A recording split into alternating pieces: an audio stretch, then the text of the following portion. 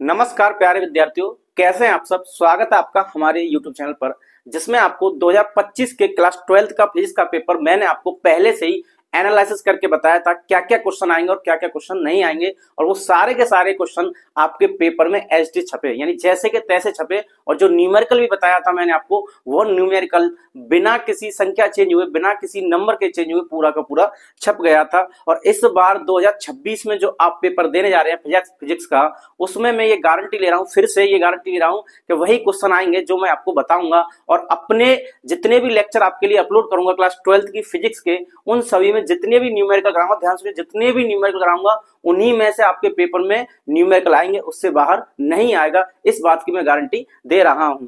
तो मैं आज आपके लिए स्टार्ट कर रहा हूं कक्षा 12 की भौत की, यानी क्लास 12th की फिजिक्स, जिसमें हमारा ये पहला लेक्चर होने वाला है।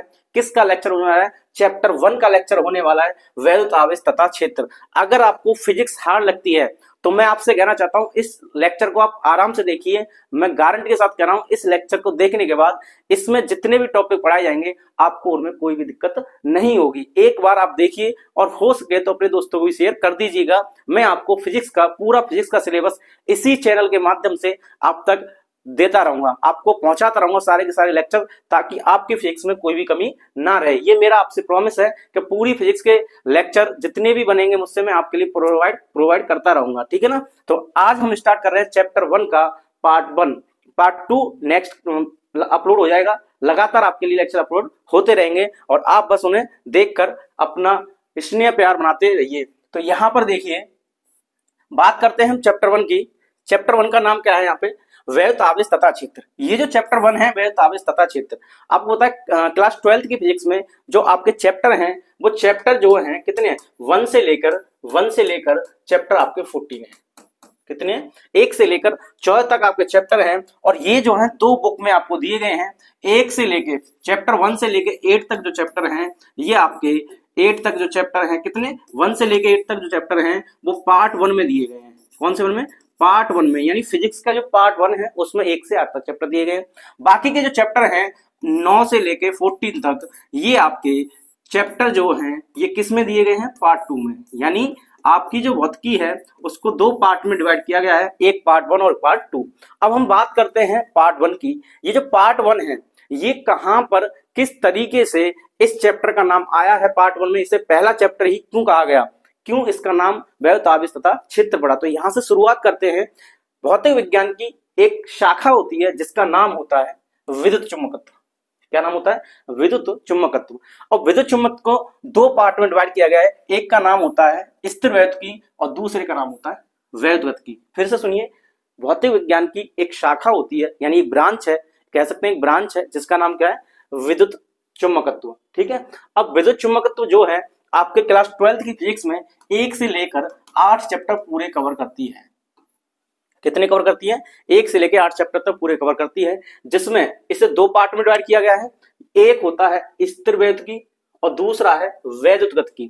स्थिर वैद्युतिकी क्या है और इसमें कितने चैप्टर पढ़ने हैं? तो चैप्टर 1 और चैप्टर 2। कौन सा? चैप्टर 1 एंड चैप्टर 2 आपको इसमें पढ़ने हैं। और चैप्टर 3 से लेकर जो आपकी बुक में बचे हुए हैं पार्ट 1 में, वो सारे के सारे चैप्टर में इसमें कवर करने हैं। उसके बाद आपका स्टार्ट हो जाएगा लाइट यानी प्रकाश की, ठीक है, ऑप्टिक्स स्टार्ट हो जाएगी। तो यहाँ पर बात करते हैं, ये 2 पार्ट में बांटा गया है। क्यों बांटा गया है, इसका क्या क्या जानकारी हमें यहाँ देखनी है वो देखिए। तो विद्युत चुंबकत्व को 2 भागों में बांटा गया, स्थिर वैद्युतिकी और वैद्युत चुंबकीय। स्थिर वैद्युतिकी का मतलब होता है, स्थिर का मतलब होता है रुका हुआ, स्थिर का मतलब क्या होता है? रुका हुआ, या इसे कह सकते हैं हम विराम अवस्था। क्या कहेंगे इसे? विराम अवस्था, ठीक है। और वैद्युतिकी, वैद्युत शब्द आपका जहां पर भी आए तो आप उसे समझेंगे वो आवेश है। फिलहाल के लिए क्या समझे? वैद्युत का मतलब क्या है? यहाँ पे आवेश है, बाकी आपको क्लियर करके बाद में बताएंगे। तो वैद्युत का मतलब होता है आवेश और स्थिर का मतलब क्या होता है? विराम अवस्था में। तो जब आवेश कैसा हो? विराम अवस्था में हो। आवेश कैसा हो? विराम अवस्था में होता है। इसका अध्ययन जिस शाखा में करते हैं, भौतिक विज्ञान की जिस शाखा में करते हैं, उसका नाम होता है स्थिर वैद्युतिकी। आवेश जब क्या हो? आवेश जब क्या हो? रुकी हुई अवस्था में हो, विराम अवस्था में हो, तो इसका अध्ययन जिस शाखा में किया जाता है उस शाखा का नाम होता है स्थिर वैद्युतिकी। और आवेश जब गतिमान हो, आवेश कैसा हो? आवेश जब गतिमान हो, फिर से सुने, आवेश जब गतिमान हो तो गतिमान होता है उसका जो अध्ययन करते हैं, आवेश कैसा गतिमान हो, तो इसका अध्ययन जिस शाखा में किया जाता है, भौतिक विज्ञान की जिस शाखा में किया जाता है उसका नाम होता है वैद्युत गतिकी। इतनी बात समझ आ गई। यानी आवेश जब रुका हुआ होगा तो विराम अवस्था में होगा, तो इसका अध्ययन हम करते हैं स्थिरवैद्युतिकी में, और आवेश जब गतिमान होता है तो इसका अध्ययन करते हैं हम वैद्युतगतिकी में। इतनी बात क्लियर है, कोई दिक्कत नहीं। इसमें जो चैप्टर है आपके 1 से 2 यानी पहला दूसरा चैप्टर स्थिरवैद्युतिकी का है, ठीक है। दूसरा चैप्टर दूसरे के बाद मतलब पढ़ेंगे, तीसरा चौथा पांचवा ये चैप्टर इसमें आएंगे, ठीक है। तो इसका मतलब ये हुआ कि पहले दूसरे चैप्टर में जो आवेश होगा वो कैसा होगा, रुका हुआ। कैसा होगा, रुका हुआ। इतनी बात क्लियर है, शुरुआत समझ आई। इंट्रोडक्शन था ये हमारा। इंट्रोडक्शन में क्या पढ़ना है कि आवेश जो है दो तरीके का होगा, एक तो रुका हुआ, एक तो चलेगा। एक होगा विरामावस्था में, एक होगा गतिमान अवस्था में। विरामावस्था में होगा, इसका अध्ययन जब हम करेंगे तो उस भौतिक विज्ञान की जो ब्रांच है यानी शाखा है उसको कहेंगे हम स्थिरवैद्युतिकी। और जब चलेगा, गतिमान होगा, तो वो किस ब्रांच में पढ़ेंगे हम, वैद्युतगतिकी में। तो अभी फिलहाल बात करते हैं स्थिरवैद्युतिकी की, ठीक है। तो स्थिरवैद्युतिकी क्या होता है, आप यहाँ पे देख सकते हैं।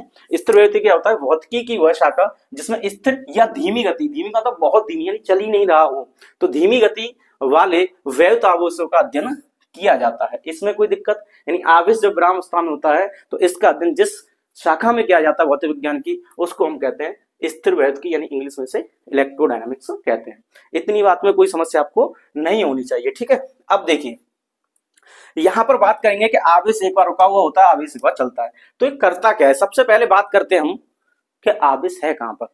आवेश है कहां पर, तो आवेश कहां पर है इसका पता लगाने के लिए आप ये देखिए कि आपने क्लास 9th में ये पढ़ा होगा कि पदार्थ यानी मैटर क्या होता है। पदार्थ क्या होता है ये आपने क्लास 9th में पढ़ा होगा। अगर नहीं पढ़ा है तो कोई दिक्कत नहीं है, मैं आपका रिवाइज करा देता हूं। तो पदार्थ क्या होता है, जो स्थान घेरता है। क्या करता है, जो स्थान घेरता है उसको क्या कहते हैं, हम पदार्थ कहते हैं। जो स्थान घेरता है उसको क्या कहते हैं, पदार्थ कहते हैं। और पदार्थ के पास एक चीज होती है जिसका नाम होता है द्रव्यमान। क्या होता है, द्रव्यमान। तो पदार्थ के पास क्या होता है, द्रव्यमान होता है, और ये क्या करता है, स्थान घेरता है। इतनी बात क्लियर है। पदार्थ के पास द्रव्यमान होता है और स्थान घेरता है। और क्या कह सकते हैं पदार्थ के बारे में, तो पदार्थ के बारे में हम ये कह सकते हैं कि पदार्थ अणुओं से मिलकर बनता है। पदार्थ किससे मिलकर बनता है, अणुओं से मिलकर बनता है। तो आप यहाँ लिखेंगे कि पदार्थ किससे मिलकर बना है, अणुओं से मिलकर बना है। अब अणु किससे मिलते हैं, तो अणु जो बनते हैं वो परमाणुओं से मिलकर बनते हैं। किससे मिलके, परमाणुओं से मिलकर अणु बनते हैं। और परमाणु में क्या होता है भाई, परमाणु में होता है नाभिक। क्या होता है, नाभिक। अब ये सारी चीजें मैं क्यों बता रहा हूं, क्योंकि चैप्टर का नाम है वैद्युत आवेश तथा क्षेत्र। तो इस चैप्टर में शुरुआत के लेक्चर्स में हम आवेश की बात करेंगे और आवेश की बात करेंगे, फिर उससे आने वाले लेक्चर में हम क्षेत्र की बातें करेंगे। तो वैद्युत आवेश की कहानी के लिए मैं आपको पदार्थ बता रहा हूं कि वैद्युत आवेश है कहां पर।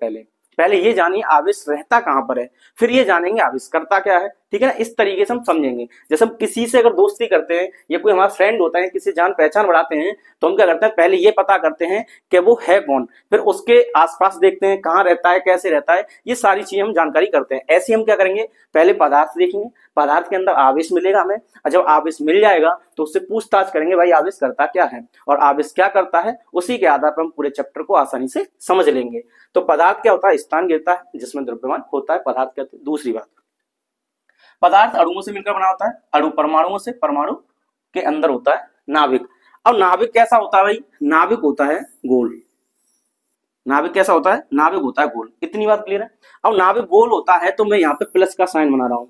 प्लस का साइन क्यों बना रहा हूं, कि नाभिक गोल होता है लेकिन धनावेशित होता है। अब धनावेश क्यों होता है, क्योंकि इसमें रहते हैं प्रोटॉन। कौन रहते हैं, प्रोटॉन, ठीक है ना। तो नाभिक में रहते हैं प्रोटॉन, और एक और चीज रहती है प्रोटॉन के साथ, न्यूट्रॉन। क्या रहती है, न्यूट्रॉन। अब न्यूट्रॉन और प्रोटॉन रहते हैं तो आवेश जो होता है नाभिक के पास वो धनावेश होता है। क्यों, क्योंकि पी के पास होता है धनावेश, ठीक है। अब इसके बाहर जो होती हैं, ये बाहर कुछ इस तरीके से मैं डॉट करके जो दिखा रहा हूं, आप इनको देखिए। ये क्लास 11th की केमिस्ट्री में पढ़ाया जाता है, 9th में पढ़ाया जाता है। तो यहाँ पर जो होते हैं इलेक्ट्रॉन्स रहते हैं। यहाँ पर कौन रहते हैं, इलेक्ट्रॉन घूमते रहते हैं। क्या घूमते रहते हैं, इलेक्ट्रॉन घूमते रहते हैं। फिर से सुनिए, आवेश कहां पर होगा, नाभिक के अंदर होगा, जैसा मैंने आपको बताया प्लस का। और इसके बाहर ये जो चीज है, ये इसको कहते हैं कक्षा। क्या कहते हैं, कक्षाएं कहते हैं, या कहेंगे इसको कोश। क्या कहेंगे, कोश। यानी अगर बात करें तो इसको इंग्लिश में याद रख लेना, कक्षा को इंग्लिश में कहते हैं ऑर्बिट और इसको कहते हैं शेल। क्या कहते हैं? शेल। तो शेल या ऑर्बिट होते हैं, कहाँ होते हैं शेल या ऑर्बिट? तो शेल या ऑर्बिट जो होते हैं वो नाभिक के बाहर होते हैं। परमाणु के अंदर क्या होगा? नाभिक। नाभिक ये गया, ये वाला जो है इसको हम क्या कहते हैं? नाभिक कहेंगे। क्या कहेंगे इसको? नाभिक। इतनी बात समझ में आ रही है आपको कि पदार्थ अणुओं से बना होगा, अणु परमाणु होंगे, परमाणु नाभिक होगा, नाभिक होगा गोलाकार यानी गोल होगा। कैसा होगा? इसका आकार कैसा होगा? गोल होगा। ठीक है, तो ये गोल होता है, तो गोल होता है तो इसके अंदर क्या रहता है भाई? इसके अंदर पी रहता है, यानी प्रोटॉन रहता है और न्यूट्रॉन रहता है। तो प्रोटॉन रहता है, न्यूट्रॉन रहता है, तो इसके बाहर क्या है? तो बाहर घूमते हैं इलेक्ट्रॉन। कौन घूमते हैं? इलेक्ट्रॉन घूमते हैं। तो यहां से हमें आवेश का पता लगता है कि पदार्थ के अंदर आवेश होता है। अब कहां कहां आवेश होता है? एक तो नाभिक के अंदर होता है और नाभिक के बाहर भी होता है। यानी कहें तो परमाणु में आवेश है। किसमें आवेश है? परमाणु के अंदर नाभिक है। अब नाभिक के अंदर आवेश है, नाभिक के बाहर भी आवेश है, तो इसका परमाणु पे आवेश है, परमाणु पे आवेश, अणु पे आवेश है, और अणु पे आवेश इसका मतलब पदार्थ पे आवेश है। तो हम ऊपर से देखेंगे तो हमें पता लगेगा कि पदार्थ के पास आवेश होता है। किसके पास आवेश होता है? पदार्थ के पास आवेश होता है। इस बात को दिमाग में बिठा लीजिए। पदार्थ क्या होता है? जो स्थान गिरता है इसका द्रव्यमान होता है। जैसे हम जिस रूम में हैं या घर से बाहर निकलने तो हमारे चारों ओर क्या? हवा है, एयर है, एयर का मिक्सर है, वायु है। तो ये क्या है? एयर का मिक्सर है, वायु है, हवा है। ये क्या है? ये पदार्थ है, क्योंकि ये जगह गिरता है, इसमें द्रव्यमान होता है, तो इसके पास आवेश होगा। बिल्कुल इसके पास आवेश होगा। अब आपके पास टेबल है, कुर्सी, चेयर वगैरह, ये जो भी मटेरियल है, जो भी मटेरियल है वो भी स्थान गिरता है, तो पदार्थ होगा, पदार्थ होगा, आवेश होगा, आवेश होगा। क्या द्रव्यमान होगा? द्रव्यमान ही होगा। ठीक है ना? तो ये सारी कहानी पदार्थ से स्टार्ट होती है। अब देखिए यहाँ पे ई की खोपड़ी पे, ये देखिए ई के सिर पर मैंने यहाँ पे लिखा है माइनस, तो ई के सिर पर माइनस लगा है। इसका मतलब क्या होता है? इसका नाम सुनिए पहले। इसको कहते हैं इलेक्ट्रॉन। क्या कहते हैं इसको? इलेक्ट्रॉन। अब इलेक्ट्रॉन तो होता है, लेकिन इसके सिर पे माइनस क्यों लिखते हैं? क्योंकि इलेक्ट्रॉन के पास होता है ऋण आवेश। कैसा आवेश होता है भाई? ऋण आवेश होता है। ये ऋण का चिन्ह है। किसका चिन्ह है? जैसे आप जो लिखते हैं ना ऋण, इस तरीके से इसको शॉर्ट में ऐसे लिखा जाता है और धन को ऐसे लिखा जाता है। ठीक है ना? इन चीजों को आप लिख लेना। ऋण को ऐसे लिखा जाएगा, धन को ऐसे। तो ई के सिर पर हम माइनस लिखते हैं। ई का नाम होता है इलेक्ट्रॉन और खोपड़ी पे माइनस लिखा है, इसका मतलब होता है आवेश। ठीक है, अगर ई के सिर पे माइनस लिखा है तो उसे इलेक्ट्रॉन कहेंगे, और ई के सिर पे कोई आवेश नहीं है तो इसे कहेंगे इलेक्ट्रॉन का आवेश। क्या कहेंगे? इलेक्ट्रॉन का आवेश। हो सकता है ये लेक्चर थोड़ा लंबा हो जाए, पर मैं आपसे कह रहा हूं बिल्कुल बारीकी से पढ़ाऊंगा। अगर आपको ये बिल्कुल अच्छे से समझना है तो ये आपको देखना होगा। इस चैप्टर में जो भी छोटी छोटी चीज आपको दिक्कत देती हैं वो सब यहीं पे खत्म हो जाएंगी। कहते हैं ना कि ठोकर पत्थरों से लगती है, पहाड़ों से नहीं। मिस्टेक जो होती है आपसे वो छोटी छोटी चीजों में होती है, बड़ी चीजों में नहीं। उन्हें तो आप अच्छे से समझ लेते हैं।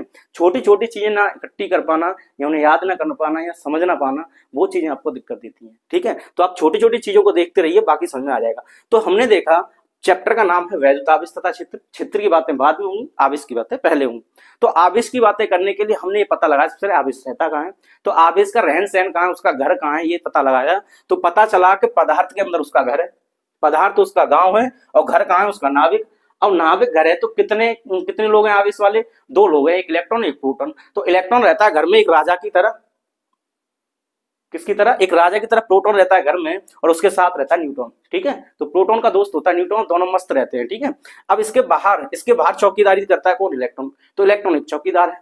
जब भी बाजार से कोई भी सामान लाना होता है तो मालिक नहीं लाता, कौन लाता है? नौकर लाता है। तो प्रोटॉन न्यूट्रॉन का एक चौकीदार है ये। जब भी इनको जरूरत पड़ेगी आवेश को लाने या ले जाने की, प्रोटॉन को जब भी जरूरत पड़ेगी आवेश को लाने या ले जाने की, यानी नाभिक को जब भी कोई भी चीज आवेश देना होगा या आवेश लेना होगा तो कौन जाएगा? चौकीदार जाएगा, इलेक्ट्रॉन जाएगा।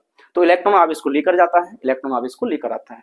प्रोटॉन कुछ नहीं करता, प्रोटॉन राजा है, प्रोटॉन मस्त है, प्रोटॉन मालिक है। वो अंदर घर में बैठा रहता है, किसके साथ? न्यूट्रॉन के साथ। मस्त रहता है, खुश रहता है, फालतू की बातें करता रहता है। ठीक है, कॉमेडी थी। तो यहाँ पे देखिए इलेक्ट्रॉन क्या बाहर जाएगा, इलेक्ट्रॉन बाहर किसी से आएगा, तो इलेक्ट्रॉन के जाने से और इलेक्ट्रॉन के आने से आवेश इधर उधर होता है। ये आने वाले टॉपिक में पढ़ेंगे कि आवेशित करने की विधियां क्या होती हैं। अभी फिलहाल मैं आपको ये समझा रहा था कि पदार्थ के अंदर हमें क्या मिलेगा? आवेश मिलेगा। किस किस के पास आवेश मिला? इलेक्ट्रॉन के पास आवेश मिला। और किसके पास आवेश मिला? प्रोटॉन के पास आवेश मिला। क्या न्यूट्रॉन के पास आवेश होता है? जी बिल्कुल नहीं होता। नहीं होता तो क्या होता है? तो इसे बात करते हैं। तो ई के सिर पर अगर माइनस लगाए तो इलेक्ट्रॉन कहेंगे, माइनस नहीं लगा तो इलेक्ट्रॉन का आवेश कहेंगे। तो ई के सिर पर माइनस है इसे इलेक्ट्रॉन कहेंगे, और इसका आवेश कैसा होता है? ऋण आवेश। बात समझ आ गई? यानी ई के सिर पे माइनस लगा इसे इलेक्ट्रॉन कहेंगे, और इसके पास कैसा आवेश होगा? ऋण आवेश। अब कितना आवेश होता है इसकी बात कर लें तो ये होता है -1.6 × 10⁻⁻⁻⁹ कूलम। अब ये जो नंबर है आपको याद कर लो, अच्छी बात है, नहीं हो तो भी कोई दिक्कत नहीं है, आपके पेपर में ये सारी चीजें लिखी आती है। अब यहाँ पे नेक्स्ट बात करते हैं किसकी, नेक्स्ट बात करते हैं पी की। तो P4 क्या है भाई, P4 होता है प्रोटॉन। P4 क्या होता है, प्रोटॉन। अब प्रोटॉन होता है तो P से आगे P4 proton, P4 positive, P4 proton, P4 positive. तो इसके पास जो चार्ज होता है यानी आवेश होता है वो होता है धनावेश। कैसा आवेश होता है, धनावेश होता है। अब धनावेश होता है तो कितना होता है इसके पास, बिल्कुल इतना ही होता है जितना इसके पास है। तो 1.6 गुणा 10⁻⁻19 कूलम, और ये होता है धन का। बात समझ आ गई। तो आवेश चैप्टर का नाम था, हमें आवेश कहाँ मिला, पदार्थ में मिला। पदार्थ में कहाँ जाके मिलता है, नाभिक में मिलता है, और नाभिक के बाहर जो कक्षाएं या सेल होती हैं वहां पे जाके मिलता है। तो बाहर सेल में कौन रहते हैं, इलेक्ट्रॉन रहते हैं। इलेक्ट्रॉन के पास ऋण आवेश होता है, कितना होता है, इतना होता है। प्रोटॉन के पास कितना आवेश होता है भाई, प्रोटॉन के पास प्लस आवेश होता है, इतना होता है, कोई दिक्कत नहीं होनी चाहिए। अब बात कर लें किसकी, न्यूट्रॉन की। तो भैया न्यूट्रॉन की बात करते हैं तो एन आ गया। एन कहाँ पे रहता है, इलेक्ट्रॉन नाभिक के बाहर या नाभिक के अंदर, नाभिक के अंदर किसके साथ है, प्रोटॉन के साथ मालिक बन के रहता है, मस्त। तो एन का मतलब होता है न्यूट्रॉन। क्या नाम होता है इसका, न्यूट्रॉन नाम होता है भाई। अब न्यूट्रॉन जो होता है कैसा होता है, ये न्यूट्रल रहता है, यानी ये होता है उदासीन। कैसा होता है, ये उदासीन रहता है। उदासीन का इंग्लिश में याद कर लेना आप, न्यूट्रल कहते हैं। न्यूट्रॉन कैसा होता है, neutral. N for neutron, N for neutral. तो न्यूट्रॉन जो है उदासीन रहता है। तो क्या उदासीन के पास कोई आवेश नहीं होता, चलो उदासीन की बात कर लेते हैं। तो यहाँ पर ये बेसिक पॉइंट आता है, एक उदासीन, ये आने वाले लेक्चर्स में यूज होना है। तो उदासीन का मतलब क्या हुआ, यानी आपको ये समझ में आ गया कि इलेक्ट्रॉन के पास ऋणावेश होता है, प्रोटॉन के पास धनावेश होता है। तो उदासीन के पास कोई आवेश होता है, तो उदासीन के पास कोई आवेश नहीं होता। तो उदासीन का मतलब होता है जिसके पास आवेश जीरो हो, जिसके पास आवेश क्या हो, जीरो होता है। या हम ये कह सकते हैं कि जिसपे इलेक्ट्रॉनों की संख्या, कोई भी वस्तु हो जिसके पास इलेक्ट्रॉनों की संख्या प्रोटॉनों की संख्या अगर बराबर है तो वो उदासीन होगा। कैसा होगा, उदासीन। जिसके पास इलेक्ट्रॉन की संख्या प्रोटॉन की संख्या बराबर होगी उदासीन होगा। या कह सकते हैं आवेश का मान जीरो होगा, उसे उदासीन कहते हैं। तो यहां से आपको पता चला कि पदार्थ के अंदर आवेश होता है। कितने प्रकार का आवेश होता है, दो प्रकार का, एक होता है ऋण आवेश और एक होता है धन आवेश। ठीक है, ऋण आवेश इलेक्ट्रॉन के पास, धन आवेश प्रोटॉन के पास। इतनी बातों में कोई समस्या नहीं आनी चाहिए, इस बात को आप लिख लीजिए कॉपी में। अब बात करते हैं कि पदार्थ के बारे में हमने दो चीजें देख ली। हमें क्या दो चीजें मिली भाई, दो चीजों में हमें मिला एक द्रव्यमान, क्या मिला हमें, द्रव्यमान मिला, द्रव्यमान मिल गया भैया। और क्या मिला, हमें मिला आवेश। पदार्थ के पास क्या मिला, द्रव्यमान मिला, और क्या मिला, हमें मिल गया आवेश। बिल्कुल अच्छी बात है। तो ये करते क्या है, तो द्रव्यमान का काम होता है भाई बल लगाना। क्या काम होता है, बल लगाना। अब ये कौन सा बल लगाता है, इसका नाम होता है गुरुत्वाकर्षण बल। कौन सा बल होता है, गुरुत्वाकर्षण बल। ठीक है ना, क्लास 11th में फिजिक्स में पढ़ा जाता है। तो गुरुत्वाकर्षण बल लगाता है कौन, द्रव्यमान। जिसके पास भी द्रव्यमान होगा वो गुरुत्वाकर्षण बल लगाएगा, कोई दिक्कत नहीं होनी चाहिए। अब बात कर लें आवेश की, तो आवेश क्या करता है, आवेश भी बल लगाता है भाई। पदार्थ के दोनों ही हैं, पदार्थ का दोनों ही एक तरीके से मान लो गुण है, और दोनों ही गुण है तो ये काम करता है तो ये भी काम करेगा। जब द्रव्यमान बल लगाएगा तो आवेश भी बल लगाएगा, तो ये भी बल लगाता है। ये कौन सा बल लगाता है, जिसका नाम होता है वैद्युत चुम्बकीय बल। कौन सा होता है, वैद्युत चुम्बकीय बल। आवेश की वजह से ये वाला लगता है। ठीक है, या हम आगे और देखेंगे कि आवेश दो तरीके बल लगाएगा। इसका नाम होगा एक स्थिर वैद्युत बल, और इसके भी दो प्रकार आ जाएंगे। अभी फिलहाल इतना समझिए आप, स्थिर वैद्युत बल। ठीक है, तो अभी आप इतना समझ लीजिए। क्या क्या समझे, कि द्रव्यमान बल लगाता है जिसका नाम होता है गुरुत्वाकर्षण बल, और आवेश बल लगाता है जिसका नाम होता है वैद्युत चुम्बकीय बल। कोई दिक्कत, बिल्कुल ठीक है, नहीं है ना। हाँ, अब आगे बढ़ते हैं। तो द्रव्यमान ने बल लगा दिया, ये कर दिया, कोई दिक्कत नहीं होनी चाहिए। अब कोई पूछे गुरुत्वाकर्षण बल क्यों लगता है, क्योंकि द्रव्यमान होता है। द्रव्यमान नहीं होगा तो गुरुत्वाकर्षण बल नहीं लगेगा। वैद्युत चुम्बकीय बल क्यों लगता है, आवेश की वजह से। आवेश नहीं होगा तो ये दोनों बल नहीं लगेंगे। ये बड़ा नाम है, ये अभी आप इसके बारे में अभी पढ़ेंगे, इसको स्थिर वैद्युत बल। ठीक है, तो इसका मतलब ये आ गया। अब भाई द्रव्यमान और कुछ भी करता है, हाँ भाई द्रव्यमान और कुछ भी करता है। द्रव्यमान जहां पे होता है, द्रव्यमान जहां पर भी होगा वो क्या करेगा, द्रव्यमान जहां पर भी होगा वो गुरुत्वीय क्षेत्र बनाएगा। कौन सा क्षेत्र बनाएगा, गुरुत्वीय क्षेत्र। तो आवेश जहां पे होगा वो क्या करेगा, तो आवेश भी बनाता है। आवेश भी एक क्षेत्र बनाता है। क्षेत्र का मतलब समझते हो ना, अपनी जगह। एक तरीके की जगह। तो आवेश दो तरीके काम करता है, एक तो बनाता है वैद्युत क्षेत्र। क्या बनाता है? वैद्युत क्षेत्र, जिसको हम ई से लिखेंगे। वैद्युत क्षेत्र कब बनाता है? जब आवेश होता है विराम अवस्था में। आवेश कैसा होगा? विराम अवस्था में। अभी शुरुआत में बताया था विराम अवस्था और गतिमान अवस्था। यानी आवेश जब रुका हुआ होता है तो वो क्या करता है? वो वैद्युत क्षेत्र उत्पन्न करता है। क्या करता है? वैद्युत क्षेत्र उत्पन्न करता है। कब करता है? ध्यान से सुनिएगा, ये कब करता है? जब विरामावस्था में होता है। तो भाई आवेश चल रहा होगा तब क्या होगा? आवेश चल रहा होगा, यानी आवेश गतिमान होगा। तो मैं यहां लिख देता हूं आवेश गतिमान। आवेश जब गतिमान होता है तो क्या करता है? वैद्युत क्षेत्र उत्पन्न करता है या नहीं करता है? तो भाई वैद्युत क्षेत्र करता है। गतिमान हो या ना हो, ये ई जरूर उत्पन्न करेगा। ई का मतलब यहाँ पे वैद्युत क्षेत्र। जब ये रुका हुआ होगा, विरामावस्था में होगा, तो केवल वैद्युत क्षेत्र करेगा। ये केवल वैद्युत क्षेत्र, फिर से सुने, क्या करेगा? ये केवल वैद्युत क्षेत्र उत्पन्न करेगा। कब? जब ये विरामावस्था में होता है। जब ये चलता है तो क्या करता है? ये करता है वैद्युत क्षेत्र तथा चुंबकीय क्षेत्र, वैद्युत क्षेत्र तथा चुंबकीय क्षेत्र दोनों करता है उत्पन्न। जब आवेश चलता है तो ई का मतलब हो गया वैद्युत क्षेत्र, और ये बी जो लिखा है इसका मतलब होता है चुंबकीय क्षेत्र। तो आवेश जब चलता है तो वैद्युत क्षेत्र भी उत्पन्न करेगा, वैद्युत क्षेत्र भी उत्पन्न करेगा, चलेगा तो, और क्या करेगा? चुंबकीय क्षेत्र। ये एमसीक्यू क्वेश्चन होते हैं बहुविकल्पीय प्रश्न में। ऐसे प्रश्न पूछे जाते हैं कि जब आवेश गतिमान होता है तो क्या करता है। हालांकि तीसरे चैप्टर में इसे हमें रिवाइज करना है, क्योंकि गति कर रहा है, तीसरे चैप्टर से आवेश चलना स्टार्ट कर देगा। अभी बेचारा बैठा हुआ है मस्त आराम से सोया हुआ है कुंभकर्ण की तरह विरामावस्था में। ठीक है, तो इस तरीके से हमने ये सारी चर्चाएं की।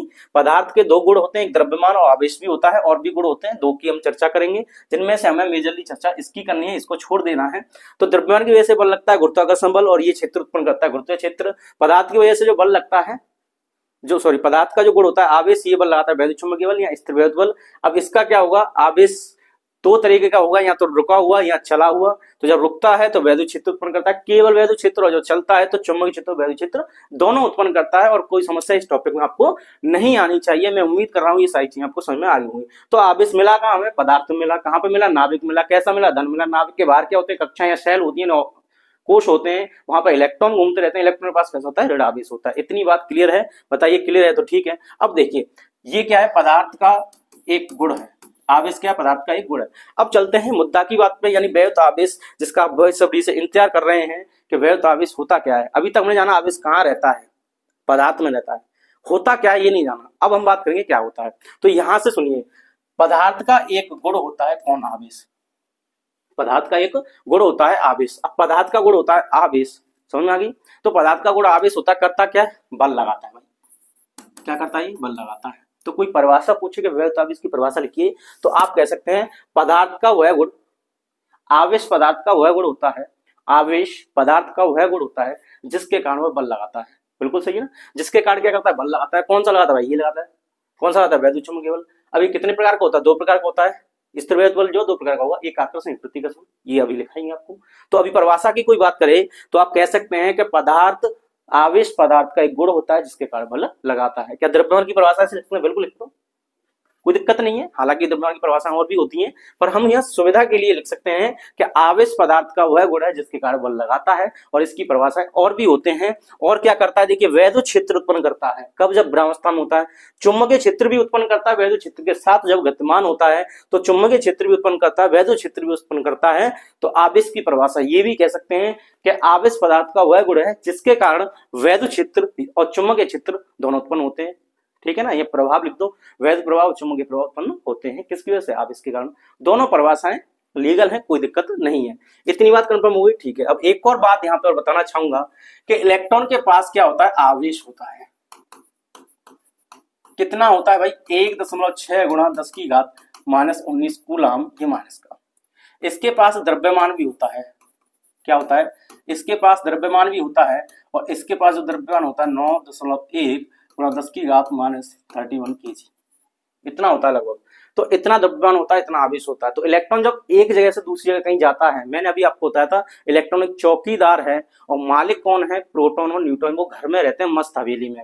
और जब भी आवेश को लाने या ले जाने की बात हुई, जैसे सब्जी को लाने और ले जाने की बात करता है तो चौकीदार जाता है, मालिक नहीं जाएगा। उसे ही काम दे देगा, तू कर दे भाई।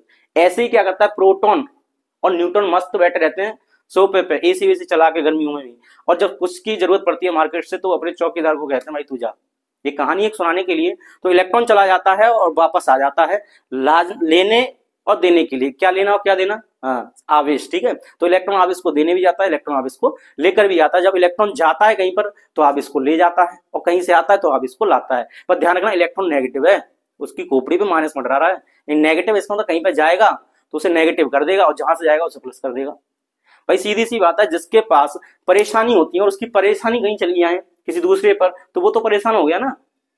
ठीक है ना, जिसके पास परेशानी नहीं वो परेशान हो गया, और जिसके पास से गई है वो बेचारा खुश हो गया कि वो परेशानी नहीं, अब क्या बचा, खुशी। ऐसा ही होता है। तो यहाँ पे जब भी इलेक्ट्रॉन कहीं जाता है तो आवेश भी ले जाता है और द्रव्यमान भी ले जाता है। तो आवेश भी ले जाता है और द्रव्यमान भी ले जाता है। तो इसका मतलब किसी वस्तु से जो दूसरी वस्तु पर इलेक्ट्रॉन जाएगा, इसी वस्तु से जो दूसरी वस्तु पर इलेक्ट्रॉन जाएगा तो उसके द्रव्यमान में कमी हो जाएगी। किसमें कमी हुई? द्रव्यमान में। क्योंकि उसके पास पहले द्रव्यमान जितना भी था, मान लीजिए एक इलेक्ट्रॉन ए वस्तु से बी वस्तु पर आ गया। क्या आ गया भाई? एक इलेक्ट्रॉन आ गया यहां से। तो एक इलेक्ट्रॉन के पास इतना द्रव्यमान होता है, तो एक के द्रव्यमान में क्या आ जाएगी? कमी आ जाएगी। द्रव्यमान में कमी आ जाएगी। क्यों कमी आएगी भाई? क्यों कमी आई? क्योंकि इलेक्ट्रॉन यहां से यहां पे गया है, इसका मतलब बी के पास इलेक्ट्रॉन आया है। जब बी के पास इलेक्ट्रॉन आया है तो इलेक्ट्रॉन इतना अपने साथ माल लाया है, यानी द्रव्यमान लाया है, तो बी के द्रव्यमान में वृद्धि हो जाएगी। यहां पे क्या हो जाएगी? इसकी वृद्धि हो जाएगी। किसमें वृद्धि हो जाएगी? द्रव्यमान में। समझ में आ रही है बातें?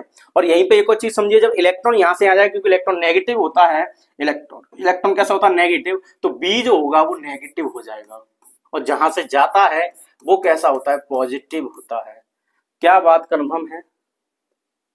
थोड़ी आपको ऐसा लगेगा मैं आपको बहुत ज्यादा पढ़ा रहा हूँ, ये छोटी छोटी चीजें आपको दिक्कत नहीं है, गारंटी कह रहा हूँ। अगर आप इन चीजों को सीख लो तो इस चैप्टर में आपको ज्यादा समस्या नहीं आएगी। बाकी डेरिवेशन वगैरह तो आपको करनी है। इतनी बात क्लियर है? तो जहां से इलेक्ट्रॉन जाता है वो प्लस का होता है, जहां पे जाता है वो नेगेटिव होता है। जहां से इलेक्ट्रॉन गया वहां द्रव्यमान कमी आएगी, जहां पे जाएगा द्रव्यमान वृद्धि हो जाएगी। आवेश पदार्थ का गुण होता है जिसके कारण क्या करता है? बल लगाता है। यहाँ आवेश क्या करता है? वैद्युत क्षेत्र और चुंबकीय क्षेत्र उत्पन्न करता है। यहाँ पे परिभाषा की ओर बढ़ते हैं, तो यहाँ पे मैंने परिभाषा पहले से ही टाइप करके रखी हुई है। तो देखिए वैद्युत आवेश क्या है? आवेश पदार्थ का वह गुण है जिसके कारण वह बल आरोपित करता है। वही चीज बताई थी। यहाँ पे देखिए, आवेश पदार्थ का वह गुण है जिसके कारण वह वैद्युत प्रभाव एवं चुंबकीय प्रभाव उत्पन्न करता है। अब बात करते हैं प्रदर्शित कैसे करते हैं। तो इसे छोटा क्यू या बड़े क्यू से इसे प्रदर्शित किया जाता है। राशि अदिश होती है। आवेश कैसी राशि है? अदिश। अदिश का मतलब क्या होता है भाई? अदिश का मतलब होता है, देखो दो राशियां होती हैं। राशि कितनी होती है? दो पढ़नी होती है। एक लिखनी पढ़नी होती है आपको अदिश, और एक पढ़नी होती है आपको सदिश। ये पुराना रिवीजन भी आपको करवाता रहूंगा, जो आपने 11th में पाप किए हैं उनको आपको दिलवाता रहूंगा। तो यहाँ देखिए, राशि सदिश होगी, अदिश होगी, तो दो चीजें हम देखते हैं इसमें। एक देखते हैं परिमाण। परिमाण का मतलब होता है कोई संख्या या नंबर, और एक देखते हैं हम दिशा। क्या देखते हैं? दिशा। तो परिमाण तो भाई दोनों के पास होता है, चाहे अदिश हो चाहे सदिश हो। तो अदिश हो चाहे सदिश हो, उस पर परिमाण तो दोनों के पास होगा। बात करते हैं दिशा की। तो दिशा क्या है? अदिश के पास नहीं होती, सदिश के पास दिशा होती है। ये आप इसे डब्बे में बंद कर लिख लीजिए, ठीक है ना। सदिश क्या होता है? जिसके पास परिमाण दिशा दोनों होती है। अदिश क्या होता है? जिसका परिमाण होता है केवल दिशा नहीं होती है। क्लियर? तो आवेश कैसी राशि है? अदिश राशि है। मात्रक क्या भाई? इसका मात्रक होता है इसका कूलाम। क्या मात्रक होता है? कूलाम। और इसको सी से दिखाते हैं। सीजीएस मात्रक भी होता है। हाँ, सीजीएस मात्रक होते हैं। सीजीएस मात्रक की आपको बहुत ज्यादा जरूरत नहीं पड़ेगी, कूलाम से ही काम चल जाएगा, पर फिर भी मैं आपको बता देता हूं। इसका जो मात्रक होता है नंबर 1, इसको हम कहते हैं ईएसयू। ईएसयू का मतलब ई फॉर होता है इलेक्ट्रोस्टैटिक यूनिट। आप जो शुरुआत में देखेंगे तो मैंने आपको लिखाया था इलेक्ट्रोस्टैटिक यूनिट, यानी स्थिर वैद्युत की जो इंग्लिश होती है, आप देखना शुरुआत में लिखाया था, तो वहां पे इंग्लिश जरूर लगाई थी। थोड़ी सी इंग्लिश लिख लीजिए ताकि आपको काम दे। तो इलेक्ट्रोस्टैटिक यूनिट कहते हैं, या और क्या कहते हैं भाई इसे? और कहते हैं स्टेट कूलाम। क्या कहते हैं? स्टेट। चलो हिंदी में लिखता हूं मैं, स्टेट कूलाम। ठीक है भैया। और कुछ कहते हैं? हाँ कहते हैं भैया, एक और नाम होता है इसका फ्रैंकलिन। क्या नाम होता है? फ्रैंकलिन। इतनी बात क्लियर है? यानी सीजीएस मात्रक जो होता है, पहले पॉइंट आ गए, ईएसयू या स्टेट कूलाम या फ्रैंकलिन, एक ही नाम है। और एक और नाम इसका होता है ईएमयू। इसको कहते हैं इलेक्ट्रो, ई4 होगा इलेक्ट्रो, M4 होता है यहाँ पर मैग्नेट, इलेक्ट्रोमैग्नेटिक यूनिट। तो यहाँ पे लिख देंगे आप यूनिट। ठीक है ना? बिल्कुल सही है। अब ऐसा ही मात्रक कूलाम और सीजीएस मात्रक ये। तो और भी कुछ मात्रक होते हैं इसके, हाँ एक और होता है, एक सबसे बड़ा मात्रक होता है, बड़ा मात्रक। अब बड़ा मात्रक क्या होता है, बड़ा मात्रक भी होता है कुछ, हाँ होता है भैया। क्या मात्रक होता है बड़ा, इसे कहते हैं हम फैराडे। क्या कहते हैं इसे, फैराडे। फैराडे के नियम भी आएंगे जो 10th में पढ़े थे आपने, 12th में फिर से आएंगे, लेकिन यहाँ पे फैराडे जो है आवेश का बड़ा मात्रक होता है। इतनी बात में कोई समस्या नहीं होनी चाहिए। अब बात कर ले कि इनमें कोई रिलेशन होता है कूलाम और ईएसयू में, हाँ बिल्कुल रिलेशन होता है। क्या क्या होता है, चलिए पहले आपको बताता हूँ एक फैराडे बराबर क्या होता है। तो एक फैराडे जो होता है, एक फैराडे जो होता है 96,500 कूलाम के बराबर होता है। एक फैराडे इतने के बराबर होता है। और एक कूलाम का रिलेशन अगर ईएसयू निकालेंगे तो 3 × 10⁹ ईएसयू, और ईएमयू में निकालेंगे तो 1/10 ईएमयू। ठीक है, इस तरीके से इसको याद करने की कोई जरूरत नहीं है, आपको पूछा नहीं जाता, कोई जरूरत नहीं है। फैराडे वाले को एक बार देख लीजिए, हो सकता है 12th में ना तो फ्यूचर में कभी आप कोई एग्जाम देंगे तो उसमें आता है कि एक फैराडे किसके बराबर होता है, तो 96,500 कूलम के बराबर होता है। इतनी बातों में कोई समस्या नहीं आना चाहिए। उम्मीद कर रहा हूं मैं आपको ये समझा पा रहा हूं। अगर समझ में आ रहा हो तो आप कमेंट करके बता दीजिए, अपने दोस्तों को शेयर करना ना भूलें। ठीक है ना, इतनी बातें हम समझ चुके हैं। थोड़ा लेक्चर लंबा हो सकता है, कोई बात नहीं, लेकिन आपको मैं बता रहा हूँ आपकी जितनी भी कमियां हैं वो पूरी खत्म कर दूंगा, ताकि आने वाले चैप्टर में आपको कोई समस्या इससे रिलेटिव ना हो। अब बात कर लेते हैं आवेश के प्रकार की। तो अब तक हम सीख चुके हैं आवेश के प्रकार कितने होते हैं, 2 होते हैं। इसमें तो कुछ ज्यादा दिक्कत है नहीं है। पहला होगा ऋण आवेश, यहां आप धन लिख लीजिए, चलो धन लिखते हैं। और दूसरा होगा ऋण आवेश। अब ऋण आवेश किसके पास होता है, इलेक्ट्रॉन के पास। धनावेश किसके पास होता है, बताइए, प्रोटॉन के पास। कोई दिक्कत है, नहीं है। तो अब ऋणावेश धनावेश होता है, ये तो हमने पता कर लिया, इलेक्ट्रॉन प्रोटॉन के पास होता है, न्यूट्रॉन उदासीन होता है। लेकिन किसी वस्तु के पास कब ऋण होगा कब धन होगा कैसे पता करें, तो ये कैसे पता करें, जो अभी मैं आपको बता रहा था, एक वस्तु ए है और एक वस्तु बी है। जब ए वस्तु बी को क्या देती है, इलेक्ट्रॉन देती है। क्या देती है, इलेक्ट्रॉन। इसने इसको इलेक्ट्रॉन दे दिया, तो यहाँ पे इलेक्ट्रॉन की कमी आ जाएगी, क्योंकि ये क्या है, दाता वस्तु है। कैसी वस्तु है, दाता। तो यहां लिख देता हूं दाता वस्तु। जो इलेक्ट्रॉनों को देने वाली है वो दाता वस्तु, और जो इलेक्ट्रॉनों को लेती है उसको कहते हैं ग्राही वस्तु। कौन सी वस्तु कहेंगे इसे, ग्राही। सीधी सी बात है। जो कोई कर्ज देता है, कोई कर्ज जब देता है तो देने वाला हो गया, जो कर्ज लेता है वो लेने वाला हो गया। लेने वाले को ग्राही कहते हैं और देने वाले को दाता कहते हैं। तो जो इलेक्ट्रॉनों को देता है वो दाता वस्तु, और जो इलेक्ट्रॉन को ग्रहण करता है वो ग्राही वस्तु होती है। अब एक चीज और समझिए कि यहाँ पे इलेक्ट्रॉन पहले कितने भी होंगे। अब इसमें से एक इलेक्ट्रॉन यहाँ चला गया, सिर्फ एक की बात करें, और भी हो सकते हैं। तो ए ने बी को एक इलेक्ट्रॉन दे दिया, तो क्या इसमें इलेक्ट्रॉन की कमी आई, ए के पास जितने भी इलेक्ट्रॉन थे इसने एक इलेक्ट्रॉन बी को दे दिया, तो ए में इलेक्ट्रॉन की कमी आएगी नहीं आएगी, बिल्कुल आएगी। क्यों, क्योंकि ए के पास जितने इलेक्ट्रॉन थे उसमें से क्या हो गया, एक कम हो गया। तो यहाँ पे हम ए में कह सकते हैं इलेक्ट्रॉनों की कमी होगी, यहाँ इलेक्ट्रॉनों की क्या होगी, कमी हो जाएगी। और यहाँ पे इलेक्ट्रॉनों की क्या होगी भाई, इलेक्ट्रॉनों की अधिकता हो जाएगी, एक्सेस ऑफ इलेक्ट्रॉन, अधिकता। बात समझ में आ गई। तो यहाँ पे इलेक्ट्रॉन की क्या हो जाएगी, अधिकता हो जाएगी ग्राही वस्तु पर। तो आप ध्यान रखना, तो जो दाता जो होती है, दाता मतलब देने वाला हमेशा धनात्मक रहता है और लेने वाला ऋणात्मक। यानी कर्ज जो देगा वो प्लस का, कर्ज लेगा बेचारा पहले से ही परेशान था, अब कर्ज जो ले लिया और परेशान हो गया। और परेशानी का जो सिंबल होता है मैथमेटिक्स में, उसे ऋण कहते हैं। यानी ऋण का मतलब ही कर्ज होता है। तो धनावेश का मतलब होता है दाता वस्तु। तो आप यहाँ याद रख लेंगे कि दाता वस्तु जो होगी, कोई भी वस्तु जो इलेक्ट्रॉन को देगी वो धनात्मक होगी। और ध्यान से सुने, यहाँ पे क्या लिखेंगे, जहां पे इलेक्ट्रॉनों की कमी होगी, इस बात को जब लिखें। ये क्वेश्चन जब करेंगे तब आपको ये समझ में आएगा, इसी से आपके क्वेश्चन का आंसर लिखना है। कुछ क्वेश्चन में ऐसे क्वेश्चन पूछे जाएंगे कि यहाँ पे किसी भी वस्तु पे धनावेश है, तो बताइए इसने इलेक्ट्रॉन को दिया है लिया है। तो धनावेश का मतलब क्या है, धनावेश का मतलब ये क्या भाई, धन होगा, धन किस होगा, दाता, दाता मतलब देने वाले, देने वाले मतलब इलेक्ट्रॉनों की कमी। ठीक है। अब यहाँ पे देखिए, यहाँ पे क्या होगा, ये ग्राही वस्तु होगी। कैसी वस्तु होगी, ग्राही वस्तु होगी। और ग्राही वस्तु होगी तो यहाँ पे आप लिख सकते हैं इलेक्ट्रॉनों की अधिकता होगी, इलेक्ट्रॉनों की अधिकता। इतनी बात समझ में आ गई आपको, उम्मीद कर रहा हूं समझ में आ गई होगी। ठीक है ना, तो इसे आप नोट कर लीजिए। नेक्स्ट बात करते हैं अब हम वैध आवेश के गुण की। तो कितने गुण होते हैं वैध आवेश के, आपको चैप्टर में 3 गुण पढ़ने हैं, थोड़ा स्पीड बढ़ाऊंगा। ठीक है, तो यहाँ पे क्या है, 3 गुण होंगे। आवेशों की योज्यता का नियम, योज्यता का मतलब होता है जोड़ना, योज्यता का मतलब क्या होता है, जोड़।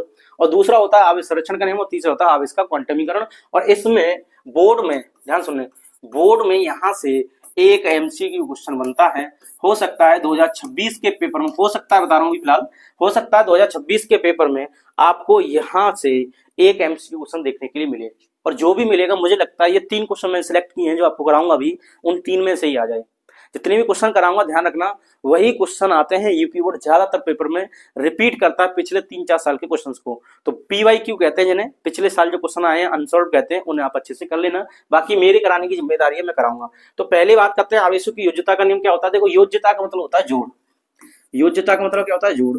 और जोड़ना आप जानते ही हैं, जैसे आप जोड़ते आ रहे हैं। मैं आपसे कहूँ +5 में अगर -3 ऐड करें, +5 में अगर -3 प्लस करूंगा मैं, तो कितना आ जाएगा भाई? +2 आ जाएगा। कोई दिक्कत है ना? प्लस के 5 है, माइनस के 3 है, तो 5 में 3 गए तो 2 ही तो बचे। हाँ ठीक है। अगर मैं यहाँ पे कहूँ -8 है और +2 है तो क्या होगा? तो 8 में से 2 को घटा देना, -6 बचेंगे। इतना तो आता ही है। बस जैसे आप जोड़ करते आ रहे हो वैसे ही आवेशों का जोड़ करना है। और इन जोड़ को कहते हैं बीजगणितीय, क्या कहते हैं? बीजगणितीय योग कहते हैं। बीजगणितीय योग, समझ में आ गई बात है? तो आवेश क्या है? आवेश को हम बीजगणितीय योग के नियमों द्वारा जोड़ते हैं। आवेश को हम बीजगणितीय नियमों के द्वारा जोड़ते हैं। बस इतना सा पढ़ना है कि आवेश का योज्यता का नियम क्या है, कि आवेश को हम साधारण बीजगणितीय नियमों के द्वारा क्या करते हैं? जोड़ सकते हैं। और कैसे जोड़ते हैं? यहाँ पे देखिए क्वेश्चन लिया है मैंने और इसका यहाँ पे सॉल्यूशन लिखते हैं, यानी हल लिखते हैं। हल क्या है कि किसी निकाय पर +1, ये +1 कूलाम होगा, यहाँ +1 कूलाम, +2 कूलाम, -3 कूलाम, +4 कूलाम, कितना? -5 कूलाम का आवेश है, तब निकाय का कुल आवेश कितना होगा? तो कुल आवेश का मतलब, कुल का मतलब क्या होता है? जोड़ना। तो यहां लिखेंगे आप कुल आवेश, और कुल आवेश लिखेंगे तो मैं इसे Q लिखूंगा और यहाँ पे लिखूंगा नेट। अब इसको क्या करना है? आपको जोड़ना है, तो जोड़ के बता दीजिए कितना होगा। +1, +2, -3, +4 और -5, ठीक है ना? अब आप इसे जोड़ दीजिए तो कितना आएगा? देखिए यहाँ पे +1 हो गया, ये रहा, +2 ये आ गया, -3 ये आ गया, +4 ये आ गया और -5 ये आ गया। तो 2, 3 से 3 कट जाएंगे। अब ये बचा 4 और 5, तो 4 -5 यानी आ गया यहाँ पे -1 कूलम। यानी निकाय के पास जो आवेश है, निकाय के पास जो आवेश है, कुल आवेश, वो -1 कूलम है। माइनस का मतलब ऋण। ऋण का मतलब क्या है? इसने इलेक्ट्रॉनों को लिया है। कि दिया है? बताइए क्या होगा? लिया है, दिया है? तो इसने क्या लिया है, दिया नहीं है, दिया है। जो इलेक्ट्रॉनों को लेगा वो माइनस हो जाएगा, क्योंकि इलेक्ट्रॉन की खोपड़ी में माइनस होता है। और ये जब भी जहां भी जाएगा, यानी इलेक्ट्रॉन की खोपड़ी में माइनस होता है, जिसकी खोपड़ी में गंदगी है, यानी परेशानी है, तो दिक्कत देगा उस सभी को। तो इलेक्ट्रॉन के पास पहले से ही माइनस है और कहीं जाएगा तो उसे ही माइनस कर देगा। तो इलेक्ट्रॉन इस पे आया है। कितने इलेक्ट्रॉन आए ये नहीं बता अभी हमें। एक कूलाम का होता है ये नहीं पता कितने इलेक्ट्रॉन आए, बस हमें ये पता है कि यहाँ पे इलेक्ट्रॉन आए हैं इसलिए माइनस है। एक कूलाम का मतलब ये नहीं होता एक इलेक्ट्रॉन आया है। एक कूलाम का मतलब ये नहीं होता एक इलेक्ट्रॉन आया। एक कूलाम में कितने इलेक्ट्रॉन अभी करेंगे हम ये, लेकिन अभी आप समझिए यहाँ पे इलेक्ट्रॉन आए हैं, ठीक है ना? तो इलेक्ट्रॉन ग्रहण किए हैं इसने। अगर प्लस आता तो इलेक्ट्रॉन दिए हैं इसने। कूलाम का मतलब इलेक्ट्रॉन नहीं होता, आवेश का मतलब होता है कूलाम। दूसरे की बात करते हैं, आवेश संरक्षण का नियम क्या होता है? ये आपको सिंपल पता होगा। जैसे ऊर्जा संरक्षण का नियम होता है, ऊर्जा को ना तो उत्पन्न कर सकते हैं ना ही नष्ट कर सकते हैं, उसका केवल रूपांतरण किया जाता है। ऐसे यहाँ पे है आवेश का, तो आवेश को ना तो उत्पन्न किया जा सकता है और ना ही नष्ट किया जा सकता है, इसका केवल स्थानांतरण किया जा सकता है। यहाँ पर ये कहानी स्टार्ट होती है, किसकी? खत्म होती है, सॉरी, आवेश संरक्षण की। तो आवेश संरक्षण का मतलब है ना तो उत्पन्न कर सकते हैं ना ही नष्ट कर सकते हैं, पर इसका क्या कर सकते हैं? देखिए यहाँ पे स्थानांतरण किया जाता है। स्थानांतरण मतलब एक जगह से दूसरी जगह पर भेजा जा सकता है। अब आता है तीसरा, आवेश का क्वांटमीकरण क्या होता है? क्वांटमीकरण का मतलब होता है काउंटिंग। ऐसे याद रखिए, क्वांटमीकरण को याद रखिए काउंटिंग। काउंटिंग का मतलब गिनती। जैसे हम करते हैं ना 1 2 3 4 5 6 7, ऐसे ही तो करते हैं, बिल्कुल ठीक है। अब ऐसे तो नहीं करते 1 1.1 1.5 1.15 1 दशमलव ये 1 दशमलव वो 1 दशमलव ये, दशमलव में नहीं करते, हम करते हैं 1 2 3 4 5 6 7 8, ऐसे तो करते हैं। इसका मतलब ये जो गिनती होती है पूर्णांक होती है। क्या होती है? पूर्णांक, ठीक है। यानी पूरा पूरा हम गिनते हैं। क्या गिनते हैं हम? पूरा पूरा गिनते हैं, डेसिमल में नहीं गिनते, दशमलव में नहीं गिनते। ऐसे क्या होता है कि आवेश का क्वांटिटी, जब आवेश जाता है एक वस्तु से दूसरी वस्तु पर, एक वस्तु से दूसरी वस्तु पर जब आवेश जाता है तो यहाँ तो 1 इलेक्ट्रॉन जाएगा, या 2 इलेक्ट्रॉन, या 3 या 4, ऐसे करके N इलेक्ट्रॉन जाते हैं। N का मतलब नंबर, कोई भी नंबर की 5 6 10 15 जो भी। तो 1 इलेक्ट्रॉन जाता है, 2 जाते हैं, 3 जाते हैं, 4 जाते हैं, यानी पूर्ण गुणक के रूप में जाते हैं इलेक्ट्रॉन। इलेक्ट्रॉन क्या होता है? पूर्ण गुणक के रूप में जाते हैं। इलेक्ट्रॉन क्या होते हैं? पूर्ण गुणक के रूप में जाते हैं। तो इलेक्ट्रॉन पूर्ण गुणक के रूप में जाता है, तो इलेक्ट्रॉन के पास आवेश कितना होता है? मैंने बताया E से लिखते हैं। इलेक्ट्रॉन के पास जो आवेश होता है उसे किससे लिखते हैं? E से लिखते हैं, और इसको हम मूल आवेश कहते हैं। E को क्या कहते हैं हम? मूल आवेश। मूल आवेश यानी सबसे छोटा, सबसे कम चार्ज। ध्यान से लगे, इलेक्ट्रॉन के पास सबसे कम चार्ज होता है। जितने भी कण होते हैं, मूल कण, उनमें सबसे कम आवेश होता है इलेक्ट्रॉन के पास, और ये इंडिपेंडेंट होता है, ठीक है ना? यानी ये किसी पे डिपेंड नहीं करता, तो मूल आवेश होता है। इतनी बात समझ आ गई। ये मूल ई का मतलब क्या है, इलेक्ट्रॉन का आवेश। ई का मतलब यहाँ पे इलेक्ट्रॉन पर आवेश, तो इलेक्ट्रॉन पर आवेश होता है ई। इसका मतलब ये हुआ एक इलेक्ट्रॉन अगर दूसरे पे जाएगा, एक इलेक्ट्रॉन दूसरे पे जाएगा, मैं आपसे कह रहा हूँ ए से अगर बी पर इलेक्ट्रॉन आएगा, ए से बी पर अगर इलेक्ट्रॉन आएगा तो एक ई के बराबर आवेश आएगा। दो इलेक्ट्रॉन आएंगे तो दो ई के बराबर आएगा, तीन इलेक्ट्रॉन आएंगे तो तीन ई के बराबर आएगा। ठीक है ना, इस तरीके से ये यहाँ पर ये आते हैं। तो आप यहाँ पे याद रखना ए से बी और बी से सी। तो इसमें आप याद रखना आवेश का क्वांटीकरण होता है कि आवेश सदैव मूल आवेश ई का पूर्ण गुणक होता है। और यहाँ पर ये फॉर्मूला आप याद रखें plus minus N E Q बराबर होता है। ठीक है ना, इतनी बातें आप यहाँ पर नोट कर लो।